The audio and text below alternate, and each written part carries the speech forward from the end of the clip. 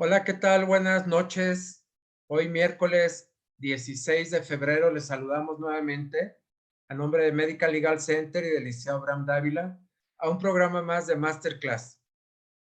Como cada miércoles, siempre con un programa muy interesante y en unos momentos más me permitiré presentar a nuestro invitado que compartirá el tema el día de hoy. Bienvenidos a todos y a todas que se conectan de toda la República Mexicana. Y les recordamos que este programa podrá volverlo a visualizar, a compartir al terminar en un par de horas posteriores para que si perdió algún detalle o quiere retomar alguno de los temas que seguramente resultarán de alta trascendencia para su práctica profesional, pues puedan realizarlo. Tan solo tiene que teclear en nuestro canal de YouTube Medical Legal Center y elegir el nombre de la ponencia, que en un momento más, vuelvo a repetir, se las daré a conocer. Asimismo, recordarles que estamos a través de plataformas y de redes sociales, tanto en Facebook como en Instagram, Twitter y en el caso de La Voz del Residente en Telegram. Ahí podrá seguirnos y no solamente eso, sino que tendrá información vigente y podrá acceder a nuestros programas semanales de trabajo. Le recordamos que este plan de trabajo incluye todos los lunes teoría del caso, los miércoles como hoy, masterclass, y de lunes a viernes un programa para la comunidad médica de los futuros profesionales de la salud, que es La Voz del Residente, con 8 programas. Los lunes encontramos otorrinolaringología y anestesiología, martes pediatría y ginecología, miércoles medicina interna o de urgencias, jueves oftalmología y ortopedia, y todos los viernes cirugía general. Entonces, por favor, ayúdenos a compartir esto con los residentes que conozcan para que cada día sean más los que puedan compartir y, por supuesto, todos invitados a que sean nuestros ponentes. También les recordamos que este programa lo transmitimos a través de Facebook Live, a través de la plataforma de Yo Soy Médico 17, a quien, como siempre, agradecemos su valiosa colaboración para que este programa pueda llegar a más profesionales de la salud. Finalmente, reiterarles nuestro compromiso con toda la comunidad médica del país de compartir nuestra experiencia en nuestras pláticas. Tan solo tiene que solicitarlas al correo gmail.com, atención sin acento, gmail.com, y puede solicitar esta ponencia, la que presentó Alicia Abraham el lunes, o cualquier tema jurídico legal que hoy en día norma el ejercicio profesional de todos los médicos en México. Si es jefe de servicio, si pertenece a alguna agrupación, colegio, federación, o quiere compartirlo con su equipo de trabajo, no dude en solicitar nuestro apoyo y con todo gusto a través de esta plataforma estaremos compartiendo la información. Y bien, pues para no tener más preámbulo, quiero dar a conocer al conferencista que el día de hoy nos hace el favor de compartir y que, como todos los que se presentan aquí, lo hacen sin ningún afán de lucro, tan solo el interés de compartir su conocimiento y de enriquecer nuestra información día a día. Le damos la bienvenida al doctor Juan Eduardo González Aboites, quien nos hablará del síndrome de intestino corto.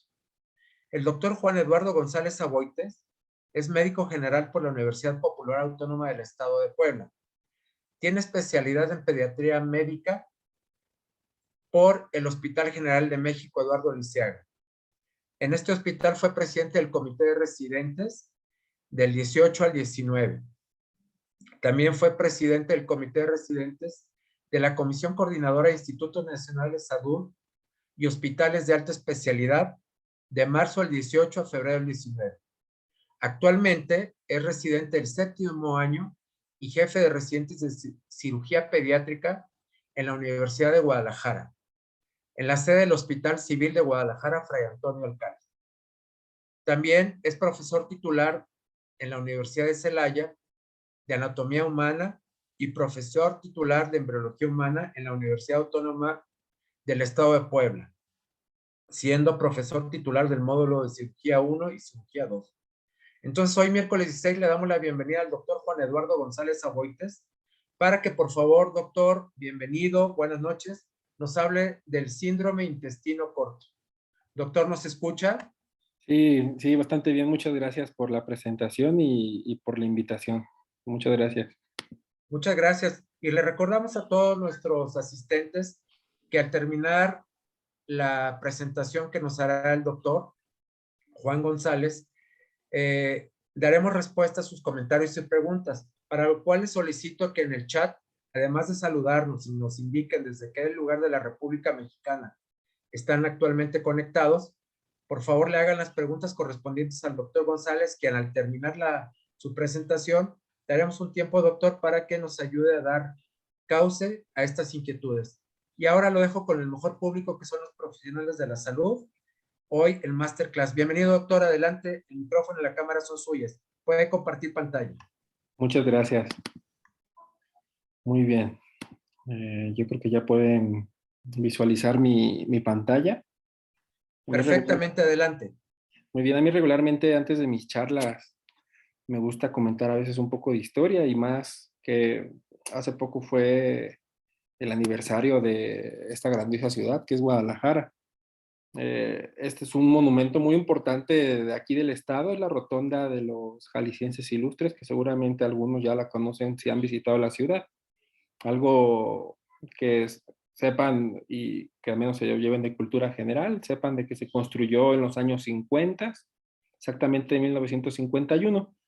Aquí principalmente se tiene alrededor de esta rotonda más o menos 22 estatuas donde se tiene a los principales personajes de Jalisco, obviamente, que han tenido relevancia en la historia del Estado y de México, como es Luis Vallarta, como lo es Leonardo Oliva, Enrique González, Fray Antonio Alcalde y José Clemente Orozco, entre muchos otros. Si tienen oportunidad de acudir a esta hermosa ciudad, es inevitable que deben de ir aquí a este monumento. Se encuentra literal a un lado de la Catedral de Guadalajara. Y bueno, ya sin más preámbulo, vamos a comenzar. Es un tema muy importante porque es común en los hospitales de segundo y tercer nivel, como es el síndrome de intestino corto. Alguna bibliografía en inglés la pueden encontrar también como falla intestinal.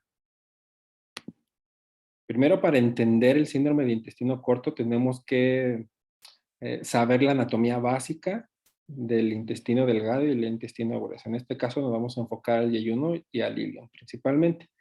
Como recordamos, el yeyuno aproximadamente en porcentaje del intestino delgado equivale a un 40%.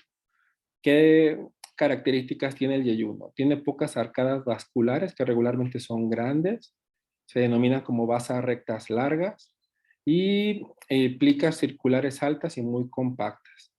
Esta se encuentra menos grasa macroscópicamente visible en el mesenterio. Ahora el hilio, aunque regularmente se tiene en mayor proporción en porcentaje, que es un porcentaje aproximado del 60%, este se tiene muchas arcadas vasculares pequeñas, a diferencia del ilion, este se tiene plicas circulares grandes, bajas y escasas. Prácticamente en la región del ilion distal se tienen muy pocas. Y se tiene demasiada grasa en la región del mesenterio. Y esto porque si recordamos de igual manera la funcionalidad que se tiene en el yeyuno y en el ilio, recuerden lo que se va a reabsorber en esa región y es por eso que se explica la irrigación de ambas diferencias anatómicas. En este caso, lo que me llamó la atención de esta imagen que es obtenida del Néter es de cómo se puede observar en un estudio contrastado. Si notan en el yeyuno, se observa como si tuviera eh, mayores criptas, por así decirlo, a diferencia del ilion, que se observa prácticamente la estructura lisa. Otra de las características que deben de tener es la vasculatura. Recuerden las arcadas. Si notan, las arcadas son grandes y en el ilion son pequeñas y son cortas y aquí son largas. Una pregunta muy común que les pueden hacer a algún residente de cirugía, por ejemplo, que estén operando es ¿en dónde se encuentra la diferencia de yeyuno a ilio? Es un poco complicado de decirlo, pero si recuerdan esto que les acabo de decir de las arcadas que se tiene en la irrigación, y más aún Cuando se termina la arteria mesentérica superior, prácticamente es el inicio del ilion. Y a su vez, pues obviamente es la unión ¿no? con la válvula ileocecal, es el ilion distal. Otra parte que me gusta mucho esta imagen, que es parte de diferenciar entre el yeyuno y el ilion. En este caso es el calibre.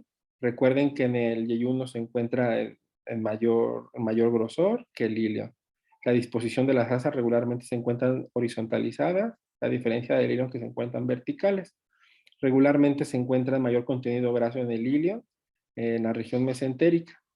Y válvulas coniventes, que esos ayudan a la peristalsis de igual manera, se encuentran en mayor presencia en el yeyuno. Y las arcadas vasculares se encuentran en mayor proporción en el ilion, que es en la letra B. Algo de la fisiología intestinal tenemos. Esta imagen me gustó bastante, es tomada de un artículo de la American Academy of Pediatrics, donde en esta línea amarilla se nota todo el tracto gastrointestinal, desde el estómago, duodeno, yeyuno, ilion terminal y el colon. Y aquí se ve de la reabsorción que se tiene dependiendo de cada región.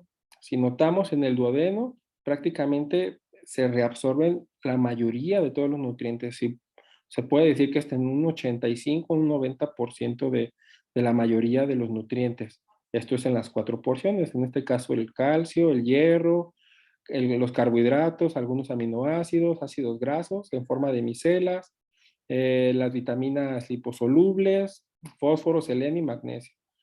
Prácticamente al inicio del yeyuno, donde se inicia el ángulo de Trecht, se inicia la reabsorción de las vitaminas hidrosolubles y prácticamente el agua y el sodio, el potasio y el cloro, junto con por su cotransportador, se va a reabsorber desde el inicio de la primera porción de duodeno hasta prácticamente en el sigmoides.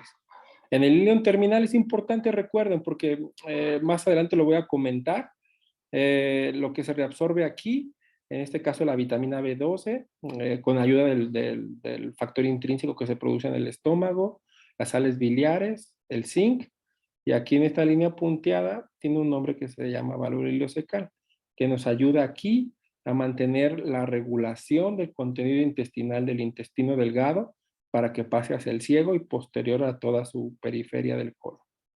En el colon se van a reabsorber ácidos grasos de cadena corta, vitamina K prácticamente. Entonces imagínense, si tienen ustedes un paciente prematuro, digamos 28 semanas, 29 semanas, que ustedes ven que tiene una buena evolución y a veces inician de una manera tórpida la vía enteral, ya sea por una fórmula no indicada en el paciente, que sea muy hiperosmolar.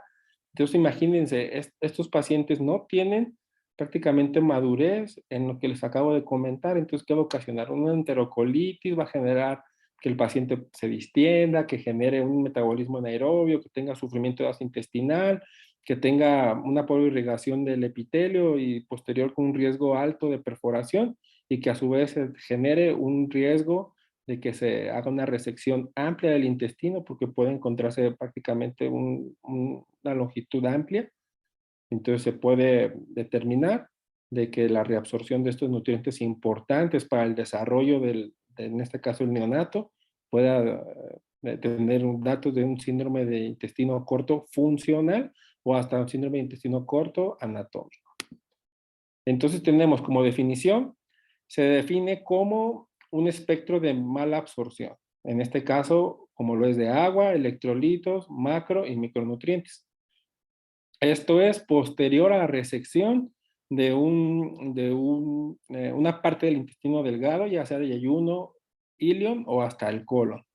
Esto ya puede ser por alguna malformación congénita, en este caso una atresia intestinal, un ejemplo, una atresia intestinal tipo 3B, ya sea yeyuno ilial o que sea una atresia intestinal tipo 4, de igual manera de intestino delgado.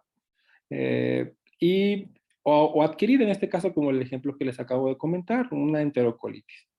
En estos pacientes regularmente tienen la necesidad de administrar una nutrición parenteral total de manera intravenosa, de manera crónica, por la necesidad de obtener esos nutrientes que el paciente pues no va a poder reabsorber adecuadamente por la ausencia de estas estructuras. Entonces, como epidemiología tenemos, aquí en México no se tiene un buen conteo de este tipo de pacientes, lastimosamente por falta de las publicaciones. Sin embargo, se tienen datos en Estados Unidos de que aproximadamente un 0.7 a un 1% se presentan en los pacientes neonatos. ¿Qué quiere decir? En este caso en Canadá se tiene que 24.5 por cada 100,000 recién nacidos vivos se tiene síndrome de intestino corto. Se observa más en pacientes que son pretérminos, a diferencia de los que son a términos. En este caso, si observamos aquí en esta cifra, 353.7 por cada 3.5 recién nacidos a término. Obviamente esto es por la inmadurez intestinal que se tiene. Esta tabla me gusta bastante porque hace la diferencia en las enfermedades que pueden generar síndrome de intestino corto, no necesariamente que nazca el paciente con síndrome de intestino corto, sino por el tratamiento que se le ofrece y que puede ocasionar que se tenga un tratamiento de resección del intestino que posterior ya genere la complicación. En este caso, un paciente con gastrosquisis compleja que se asocia con una malformación intestinal, o el onfalocele de igual manera, tricias intestinales o vólvulos. Neonatales, en este caso la enterocolitis necrosante hasta un 40% y vólvulo de intestino medio. Y niños y adolescentes, esto es dependiendo de lo que se presente. En este caso, invaginación intestinal, que es lo que más común se observa aquí en nuestro ámbito médico, en los hospitales que tenemos del segundo y tercer nivel. Y en este caso, en esta región, en la región occidente, se ha observado el trauma abdominal cerrado, de que se puede asociar a una lesión intestinal que amerite resección. O quizá vólvulo de intestino medio que se tenga como antecedente una malformación congénita, o en este caso de pared abdominal, como puede ser gastrosquisis que pueda generar vólvulo. Las causas de falla intestinal en los niños, o sea, síndrome de intestino corto, como les había comentado, este está más desglosado y me gustó porque comenta en los niños más grandes, como les había comentado, el trauma y de igual manera los desórdenes que modifican la motilidad intestinal. Se dividen en primarios y secundarios. En primarios son los congénitos y regularmente son neuropáticos, y secundarios son adquiridos, que de igual manera son neuropáticos o que afecta al músculo en sus capas que se encuentran. ¿Sale?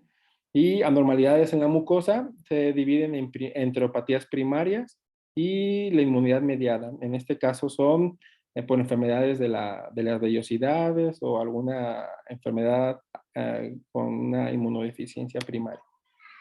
Entonces tenemos que prácticamente las causas que causan síndrome de intestino corto per se por su tratamiento que conlleva son la enterocolitis necrosante hasta un 35% y lo sigue las atresias intestinales. Posterior es el vólvulo intestinal y la gastrosquisis compleja. El síndrome de intestino corto se clasifica en 3 tipos. En este caso, el tipo 1 es la resección del intestino delgado y que se deje prácticamente el colon intacto, me refiero ciego, colon ascendente, transverso, descendente y sigmoides. Y aquí hablo de que quizás se pueda dejar solamente una longitud pequeña de yeyuno y que se anastomose con este. El tipo 2 es la resección del intestino delgado con resección parcial del colon y que se realice una anastomosis, en este caso yeyuno colónica. Tipo 3 es prácticamente la resección del intestino delgado, pero que se le realiza una derivación intestinal alta, en este caso como una yeyunostomía. Este autor lo clasifica de diferente manera. Lo clasifica con presencia de válvula ileocecal o sin esta. Y esto es dependiendo de la longitud del intestino que se encuentre. En este caso, si se hace una resección del intestino y que se mida con una longitud de 15 centímetros, pero que hay presencia de válvula ileocecal, y obviamente si hay presencia de válvula va a estar presente todo el colon, se va a hacer este tipo de síndrome de intestino corto. Y el otro son 40 centímetros de intestino delgado y prácticamente sin válvula ileocecal. Aquí me refiero de que puede ser que se reseque el ciego, el colon ascendente o todo el colon. Y eso es dependiendo de la enfermedad que tenga el niño. ¿Sale? Esta es una clasificación anatómica. Sin embargo, un paciente que se tenga un gran trayecto anatómico de intestino delgado, pero que tenga una falla en la reabsorción, aún así el paciente puede tener datos de síndrome de intestino corto funcional. Entonces tenemos aquí, hay factores positivos y factores negativos que nos hablan de falla intestinal. En este caso, los factores positivos es la presencia de la longitud del intestino, que en este caso aquí ellos hacen un corte de 35-40 centímetros y la presencia o no de válvula ileocecal. Los factores negativos es cuando se tiene una longitud menor de 15 centímetros o más o menos la longitud esperada por edad, en este caso menos del 10% de la longitud del intestino. Cuando se tiene datos de que el paciente tenga datos de abdomen agudo y que tenga criterio quirúrgico para exploración, que en este caso que son prematuros, que tenga un daño hepático, en este caso un síndrome colestásico a causa de una nutrición parenteral total intravenosa, o que el paciente se encuentre con datos de sepsis. Aquí en los pacientes neonatos tenemos predictores que nos hablan del síndrome de intestino corto. En este artículo, este autor Wales nos habla de un aproximado de cómo podemos calcular la longitud de los neonatos. Él propuso esta fórmula donde nos habla que 6.7 menos 80 entre la talla del niño nos va a dar un aproximado de la longitud del intestino delgado que se encuentra. Esto es, hago énfasis en los pacientes prematuros. Y la longitud del colon, esta fórmula él la propuso que es 0.11 por la talla y nos da un aproximado de la longitud total de esta. Entonces la fisiopatología tenemos en el duodeno y el yeyuno, imaginen, se tiene la mayoría de la reabsorción de los nutrientes. La vitamina B12, recuerden que prácticamente se va a reabsorber en la totalidad en el ilion distal y las sales biliares, una parte en el duodeno y otra en el ilion distal. Más o menos en longitud, en un paciente adolescente se pueden tener de 100 a 150 centímetros de yeyuno. En un paciente que se encuentre en ausencia de colon o que tiene una función disminuida, ya sea por una causa de una enfermedad inflamatoria intestinal, ellos se puede considerar evitar nutrición parenteral y ver otras alternativas o estrategias de tratamiento para obtener esos nutrientes. Y esto es para que se tengan al menos 100 centímetros de intestino delgado. Cuando se tiene ausencia de ilion, estos pacientes se ve prácticamente imposibilitado el yeyuno para reabsorber la vitamina B12 y los kilomicrones. ¿Qué quiere decir esto? Que el paciente va a tener las complicaciones de la déficit de vitamina B12 y prácticamente no va a poder reabsorber los kilomicrones y a su vez para el metabolismo de las sales biliares. Entonces tenemos, cuando un paciente tiene déficit de los macronutrientes, en este caso de los carbohidratos, que regularmente se observa en la resección de un intestino proximal, en este caso que como lo es el yeyuno, nos va a dar falla de crecimiento, falla de medro, y cómo es importante saber cómo vamos a continuar o cómo vamos a medir la falla de estos pacientes. ¿Qué quiere decir? En estos pacientes podemos tener, obviamente, el peso y la talla con las respectivas curvas de crecimiento que se tengan en este niño y con mediciones de la glicemia. Un déficit de las proteínas, en este caso se ve reflejado cuando se tiene una resección de intestino proximal y se ve afectada una falla de medro. Y aquí se ve por una medición en las proteínas totales, que se mida semanalmente la prealbúmina, o quizá dependiendo de lo que se considere para tener un manejo adecuado de los nutrientes que se tiene en la nutrición parenteral total, de 2 a 4 veces a la semana. Los triglicéridos es cuando se hace una resección de intestino proximal o quizá del ilion distal. En estos pacientes se ve una falla del crecimiento y se puede observar una dermatitis o alopecia, o quizá una falla hematológica como lo es la trombocitopenia. Aquí, ¿cómo podemos saber si se obtiene una buena medición de estos? Una medición semanal de los triglicéridos y dependiendo de lo que se esté administrando en la nutrición parenteral, ya sea que esté ciclando esta o no, con los lípidos por separado, se piden de 2 a 4 veces a la semana. Muy bien, las vitaminas que puede observarse en su déficit, en este caso las vitaminas liposolubles, se puede observar una mala absorción de los ácidos, en este caso de las grasas, y cómo se puede ver, obviamente por el déficit de estas, como es la vitamina C, oftalmia, la vitamina D, anormalidades en el metabolismo óseo, la vitamina E, anemia hemolítica, la vitamina K, nos habla pues, de los factores dependientes de vitamina K que se van a venir afectados y por lo tanto se puede ver en este caso el tiempo de protrombina afectado y a su vez un sangrado.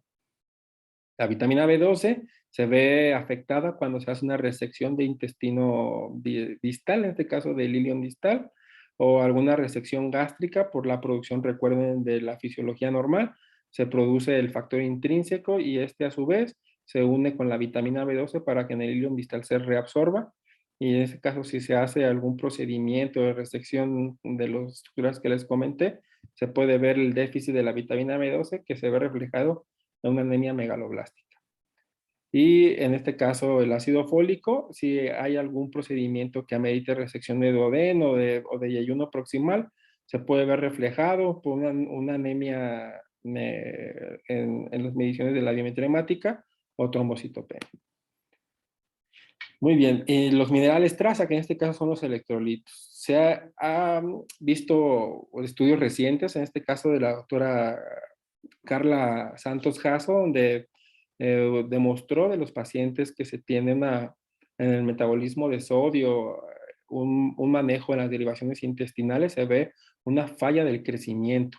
Entonces, estos pacientes se ve reflejado en que una falla de medro principalmente y un edema tisular. Y esto se va a acompañar prácticamente, si falla una reabsorción del sodio, se va a fallar los demás electrolitos, en este caso el sodio y el cloro por el contrasportador, y obviamente por la bomba sodio-potasio ATPasa se va a ver de igual manera afectado. Y esto es dependiendo del nivel que se tenga de afectación, ya sea por hiponatremia o hipocalemia o hipocloremia, se va a ver los signos y síntomas del paciente. Muy bien. ¿Qué manifestaciones clínicas vamos a tener en estos pacientes? Si un paciente no tiene válvula ileocecal, en este caso que se tenga una derivación alta, como una yeyunostomía y que tenga prácticamente una resección del ilio, en estos pacientes se va a tener como si tuviéramos una fístula de alto gasto, por así decirlo. ¿Qué quiere decir? Que el paciente puede tener una deshidratación moderada severa, déficit de la vitamina B2, en este caso reflejado como una anemia megaloblástica, hipomagnesemia, que se ve afectado el metabolismo para generar las hormonas tiroideas y paratiroideas, en este caso como la paratormona se ve disminuida, y por lo tanto una falla de medro que no se va a tener una adecuada función de la 1,25 hidroxiclas, en este caso calciferol, para la reabsorción de calcio a nivel óseo. Y en este caso, la absorción de los ácidos grasos. De igual manera, la mala absorción de los nutrientes y la vitamina B12, esta prácticamente va a depender del ilion distal.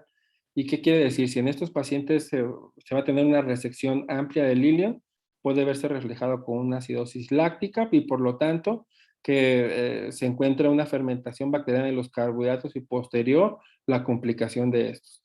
Puede generarse litesis renal por oxalato prácticamente en el 25% de los pacientes por la reabsorción del oxalato a nivel colónico y se puede demostrar con un examen general de orina donde se va a observar hiperoxaluria. En los pacientes que se encuentra un aumento de la permeabilidad colónica y esto es porque va a tener una adaptación intestinal, que más adelante les voy a hablar de eso.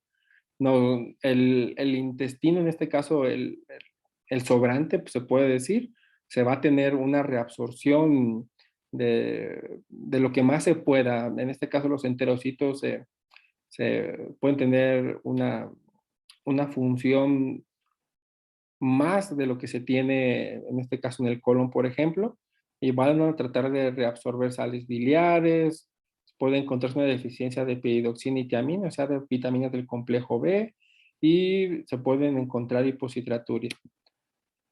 En estos pacientes se puede encontrar colelitiasis. Recuerden que es un riesgo alto en cualquier paciente que se utilice nutrición parenteral de manera crónica, y esto se da en un 20 a un 45% de estos. además de que se presenta una mala absorción de sales biliares y la estasis biliar, y los litos regularmente son de bilirrubinato de calcio. Se va a encontrar un sobrecrecimiento bacteriano en estos pacientes que tienen síndrome de intestino corto. En este caso, se puede encontrar con mala absorción, una desconjugación de las sales biliares, se puede encontrar con esteatorrea de estos pacientes porque no se van a reabsorber estas. Una translocación bacteriana que puede generar en los pacientes una sepsis y se puede encontrar hasta quizás si no se le da un buen manejo, choque séptico, y hay pacientes que pueden presentar encefalopatía acompañados con una acidosis láctica que se acompaña o no con hiperamonemia. Entonces, aquí es importante saber en cómo se encuentran nuestros pacientes dependiendo de la fase de la adaptación intestinal y qué tratamiento le podemos ofrecer dependiendo del periodo. No solamente es el manejo que se le va a dar, me refiero en el manejo de la derivación intestinal, si tiene o no, o si se determinó que se realizara la anastomosis intestinal, si se tiene poca longitud de este. Regularmente la fase 1 se va a caracterizar por un desequilibrio hidroelectrolítico. Regularmente se presenta a las 2 semanas de la cirugía hasta los 2 meses. ¿Cómo se puede evidenciar las manifestaciones en estos niños? Con diarrea y vómito, desequilibrio como tal electrolítico, específicamente del sodio, potasio y cloro, acidosis metabólica y pérdida ponderal o hasta una falla de Medr.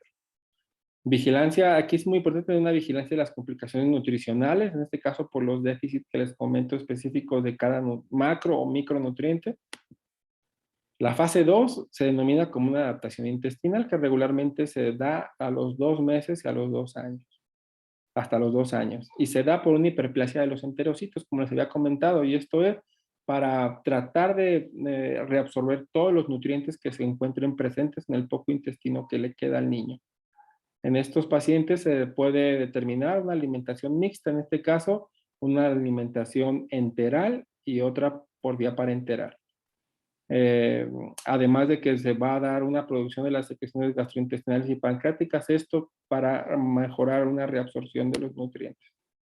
Y la fase 3 regularmente es más allá de los 2 años del postquirúrgico, y aquí prácticamente qué cuidados tenemos que tener con estos niños es cuidar la estabilidad nutricional que se pueda tener, agregar en este caso los nutrimentos traza y mejorar la parte metabólica para que el paciente tenga un crecimiento adecuado. Entonces tenemos aquí en esta tabla que nos habla sobre las hormonas involucradas en la adaptación intestinal. Es importante. ¿Por qué? Tenemos que el enteroglucagón, este nos va a generar una hiperplasia del enterocito. Recuerden que esta se va a dar en la fase de la fase 2 de la adaptación intestinal. La gastrina nos va a dar hiperplasia del intestino proximal, en este caso de duodeno y de yeyuno. La colecistocinina en estos pacientes nos va a dar una hiperplasia del enterocito secundario a las secreciones pancreáticas y biliares. Y el péptido YY nos va a reducir la motilidad intestinal. ¿Y esto qué nos va a dar a entender? De que va a frenar la peristalsis para que se reabsorba lo mayor que se pueda y que aumente el contacto de los nutrientes con la superficie de la vellosidad del enterocito. ¿Qué estrategias tenemos en el manejo quirúrgico de estos niños? En este caso se puede dividir en 3 objetivos. Una es para incrementar el paso del tiempo para disminuir el tiempo, puede decirse, de la peristalsis y que se reabsorba lo mayor que se pueda. Otro, incrementar la absorción de la superficie intestinal. Y otro, para mejorar la peristalsis. En este caso, un tipo es la interposición de colon, para incrementar la absorción, en este caso, de la superficie intestinal, es parches de la serosa o generar o plantear un trasplante intestinal que prácticamente tiene una falla en la mayoría de los centros hospitalarios. Y para mejorar la peristalsis, en este caso es un tapering. Como ya les había comentado, son los objetivos del tratamiento quirúrgico: alargamiento y confección intestinal, el STEP, que es una enteroplastía transversa seriada, interposición de colon y tapering. Aquí para que me entiendan un poco de lo que hablo, el alargamiento y la confección intestinal es cuando se tiene prácticamente el asa intestinal. Lo que se planea es de que se incremente la superficie y en este caso alargando la superficie del intestino. Entonces aquí se hace una incisión prácticamente en la mitad del asa intestinal, donde se va a suturar y se va a unir ambas, si notan XY, donde no se va a sacrificar la irrigación del mesenterio. Otra es el STEP, donde se van a utilizar grapas, y esto es para incrementar la superficie de reabsorción de los nutrientes. Si notan, es un asa intestinal donde se van a realizar la colocación de grapas intestinales en forma prácticamente generando como si fueran de una manera oblicua. Otro es la interposición de colon, y esto es cuando tiene el paciente el colon intacto y se anastomosa en la región, en este caso para que se genere una mayor reabsorción de todos los nutrientes y no se tengan las complicaciones que les comenté. El tapering es la disminución de la superficie, en este caso puede ser de manera manual o mecánica con sutura. Y aquí se realiza el corte, donde posterior se va realizando la reparación del intestino en conjunto con el mesenterio para que finalmente se tenga este objetivo quirúrgico. El nipple-like, que prácticamente el objetivo es que funcione como si fuera una válvula ileocecal. Prácticamente se va a realizar el corte del asa intestinal con un poco de mesenterio y se va a invaginar esa misma porción donde se va a suturar para que posterior se anastomose con la parte distal del intestino donde se realizó la incisión previa y a su vez se tenga prácticamente como simular a una válvula ileocecal. Sin embargo, tiene una alta falla. El tratamiento médico, esto es dependiendo de los objetivos que se tenga y de la fase que se tenga el paciente. ¿A qué me refiero? La mayoría, o básicamente el 100% de los niños tienen nutrición parenteral total. Se va a utilizar fórmula extensamente hidrolizada, esto para que se tengan proteínas y nutrientes elementales y una mejor reabsorción de los nutrientes en los enterocitos. Tenemos que tener agentes que controlen la hipersecreción de la acidez gástrica, en este caso los generadores de bomba de protones, agentes que actúen sobre la motilidad del intestino, en este caso la loperamida, esto para frenar que nuestro paciente se vaya a despeñar y que pueda tener una deshidratación moderada a severa y que posterior nos genere un choque hipovolémico y posterior que pueda desencadenarse la muerte del niño. Además de un control de proliferación bacteriana que se debe de tener al menos de manera semanal o quincenal con la administración de metronidazol o trimetoprim con sulfamethoxazol. Se han tenido nuevos estudios donde se administra ipriquene o hidrasec, donde a los niños les funciona en los pacientes que tienen síndrome de intestino corto, y esto es para que las evacuaciones que puedan presentarse no sean tan abundantes o que tengan mejor forma o que esto ayude para la mejor reabsorción. Esto lo hacemos en unidad hospitalaria y les ha ido bastante bien a nuestros pacientes. Esto en el seguimiento de la consulta externa se ve que tienen un mejor peso y además en el manejo conjunto con gastroenterología pediátrica se nota de igual manera su mejoría en estos pacientes. Además, se puede agregar enzimas pancreáticas, agentes coleréticos como es el ácido ursodesoxicólico para la reabsorción de las sales biliares. Aquí se puede determinar o no en el manejo hospitalario en la fase 1 de la nutrición intestinal, la administración de octrótide. Se debe de administrar de manera crónica desde un inicio en el postquirúrgico vitaminas hidrosolubles y liposolubles. Y aquí es muy controvertido el utilizar la hormona del crecimiento en estos niños. Probióticos, definitivo en la mayoría de los niños se debe de utilizar, como son el Bifidobacterium y los lactobacilos. ¿Qué complicaciones podemos tener en estos pacientes? Uno de ellos, las principales, son las infecciones relacionadas a catéter venoso central. Esto es por la administración de manera crónica que se tiene de la nutrición parenteral. Y regularmente en estos niños, a veces como se hacen procedimientos quirúrgicos muy radicales, prácticamente es imposible que se puedan ir a casa por la longitud que se tiene restante del intestino. Entonces, se tienen hospitales de manera anecdótica que se ha tenido el manejo por nutrición parenteral en casa y que los papás se encarguen de conectar al paciente con un catéter puerto o la nutrición parenteral y puedan llegar hasta los 4 o 6 años, pero regularmente siempre sucede de que se pueda tener un mal uso del acceso venoso y que llegue a sus complicaciones como lo es una endocarditis, posterior choque séptico y lleguen a fallecer. Otra de sus principales complicaciones es la desnutrición por la deficiencia de los nutrientes que ya comentamos. Hipergastrinemia, en este caso, como les comenté, por reflejo de necesidad de la hiperplasia del enterocito, se genera la producción de gastrina. Alteraciones óseas, esto es dependiendo de la resección que se tenga.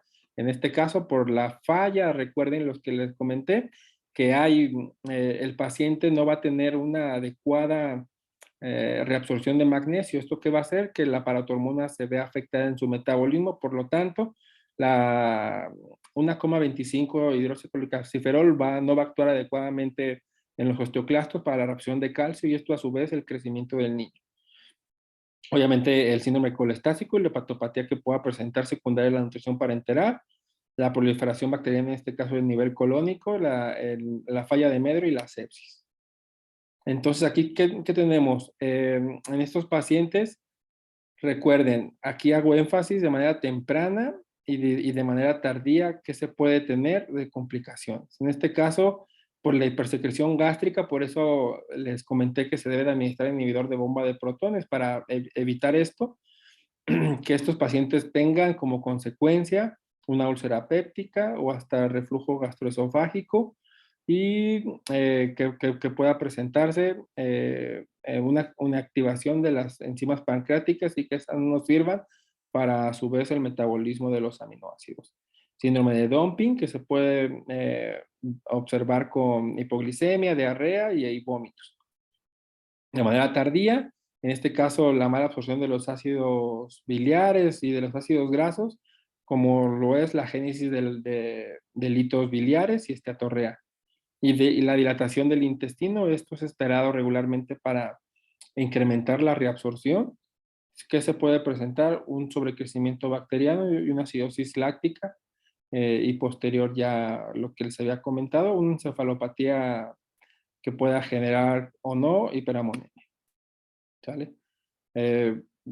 Quise resumir prácticamente lo mejor que pude, es un tema bastante amplio y lo traté de adecuar a nuestro ambiente hospitalario que se tiene en México. No sé si haya alguna pregunta o algún comentario.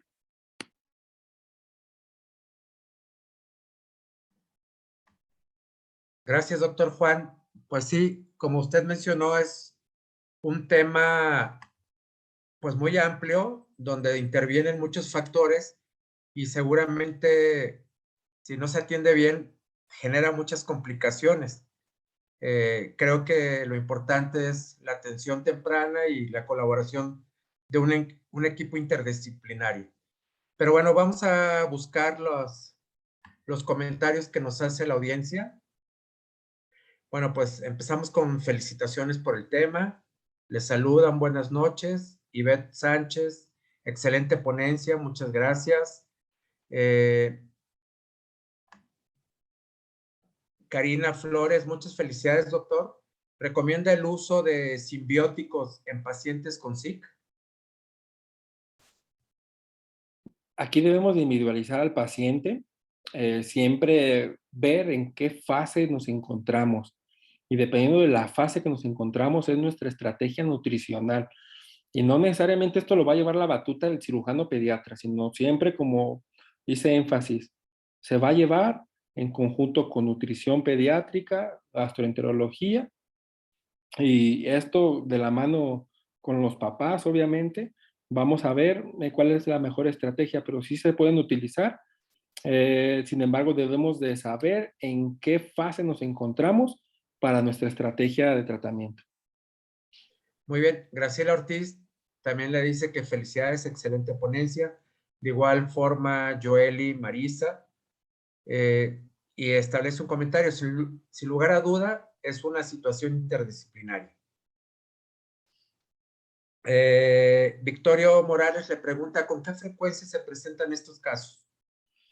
Caray, sí, es frecuente. Me refiero por la presencia de los recién nacidos que son prematuros y se tiene enterocolitis quizá 3B, me refiero a cuando ya tiene perforación intestinal y un segmento amplio afectado, pues prácticamente en estos pacientes se reseca bastante la longitud del intestino y lamentablemente en estos niños llegan a fallecer no tanto por la resección ni por el síndrome de intestino corto, sino más bien por las complicaciones que conlleva la enterocolitis, digamos, en este caso la sepsis, el deterioro hemodinámico y ventilatorio, y llegan a fallecer estos niños. Pero si afortunadamente pueden pasar ese proceso crítico, sí se observa bastante ocupación hospitalaria en la región, en la parte de pediatría, y es muy complicado porque estos niños prácticamente nunca se van de alta a su casa, desafortunadamente. Bien, continuamos con otro comentario de Candelaria Moreno, quien dice excelente ponencia y le agradece su presentación. De la misma forma, José Pedro Fabián Lucas, muchas gracias. Juan Carlos Martínez le pregunta, ¿costos promedio del tratamiento médico después de las cirugías? Prácticamente estos pacientes no es difícil, sino es imposible mantenerlo en un medio privado. Se puede hacer si se tiene el seguro o se tiene los medios económicos. Me refiero por el uso de nutrición parenteral, que es diario. En un inicio estos pacientes prácticamente ameritan un manejo continuo en una terapia intensiva, neonatal o pediátrica, donde se tiene que tener medición de exámenes de laboratorio y demás. Es muy costoso y dependiendo del procedimiento que se haga, es dependiendo del costo, no tanto por per se la cirugía, sino por lo que conlleva posterior el manejo que va a tener. Y es muy costoso el manejo de estos pacientes, tan solo de uno, De acuerdo, es muy costoso. muy bien. Pues siguen los comentarios formidables, excelente presentación, gracias. Excelente charla, muchas gracias por compartir conocimiento. Constanza María Mora, excelente tema, doctor González, felicidades y gracias por compartir. Jesús Ramírez pregunta, pronóstico y calidad de vida de los pacientes y familiares. Regularmente es un pronóstico malo por estos niños, afortunadamente por las complicaciones que se tienen por las infecciones de accesos centrales, y la calidad de vida de los pacientes es mala. Esperemos de que se vayan haciendo investigaciones adecuadas y en pro para favorecer un tratamiento en estos niños y se tenga pues un buen pronóstico. Pues afortunadamente hasta el momento se ha visto en otros hospitales. He tenido buenos amigos en el Instituto Nacional de Pediatría donde me han comentado de que el máximo que tienen de edad en estos niños con síndrome de intestino corto es hasta los 3 4 años y algunas veces hasta los 5 años. Pues desafortunado, ¿verdad? Que existan situaciones, sobre todo en neonatos. Así es. Nuevamente, Carlos Alonso se suma a las felicitaciones, excelente ponencia. De igual forma, José Alfredo García. Estela Armida también lo felicita, doctor. Gracias. Y bueno, vuelvo a repetir, Constanza María Mora, la pregunta si el síndrome es muy frecuente. Aquí en México desafortunadamente no se tiene una buena estadística, pero sí es frecuente. Me refiero al procedimiento que se le realiza en los niños, como les había comentado. Si tiene una atresia intestinal tipo 3B o se tiene una tipo 4 y uno ileal hablo, se va a tener una resección, se puede tener una resección amplia y que el paciente pues tenga un síndrome de intestino corto anatómico. Y en este caso la enterocolitis 3B o que tenga ya perforación, se puede resecar una gran parte del intestino y esto genera pues, las complicaciones que les comento si sobreviven los pequeños después de la cirugía. Esto es por el choque que puedan presentar y la inestabilidad hemodinámica. Doctor, en este caso es una pregunta personal. Sí. Las personas que quieran, que sean médicos y quieran acceder a especializarse en esta área, tienen que cursar, como usted, cirugía pediátrica. Pues mire, aquí en México, dependiendo del hospital, es donde se determine si se tiene que tener los 3 años que en este caso la Dirección General de Educación en Salud se determina que son 3 años de pediatría. Eh, Se determina que tenga que tener sus 3 años, pediatras titulados y hablados por el Consejo Mexicano de Certificación en Pediatría y hagan un examen y valoración en los diferentes sedes que se tienen a nivel nacional para realizar cirugía pediátrica. En algunos institutos solamente se acepta después de un año, se pueden derivar, como lo es el ISSSTE, y en el Instituto Mexicano del Seguro Social, me parece que es hasta a partir del segundo año, para que pasen al R3, se pueden derivar para realizar su primer año de cirugía pediátrica. En otros países se puede realizar por cirujanos de adultos que hagan su especialidad de cirugía pediátrica, que yo no lo veo tan adecuado porque no está el enfoque pediátrico que se tiene de una formación de pediatra para el manejo de los niños. Pues sí, en este caso, al hacer el abordaje multidisciplinario, creo que hay mucha investigación que hacer, fomentar la creación de las guías, ¿verdad? Y los protocolos necesarios, porque seguramente no todos los hospitales, hablando del sector salud, tienen el personal adecuado para poder dar tratamientos o seguir los procesos posteriores a una cirugía cuando tengan necesidad de efectuarse. Entonces, bueno, pues creo que esta charla enriquece esa parte de gestionar la investigación, el conocimiento. Creo que con esta presentación sabemos de un tópico que desafortunadamente, como usted dice, por lo menos en nuestro país, sí es recurrente y que genera poca calidad y expectativa de vida. Entonces, ojalá se sumen nutriólogos, se sumen gastroenterólogos, cirujanos, pediatras, neonatólogos a poder abordar estas temáticas y trabajar en conjunto para eficientar y mejorar la calidad de vida de los pacientes.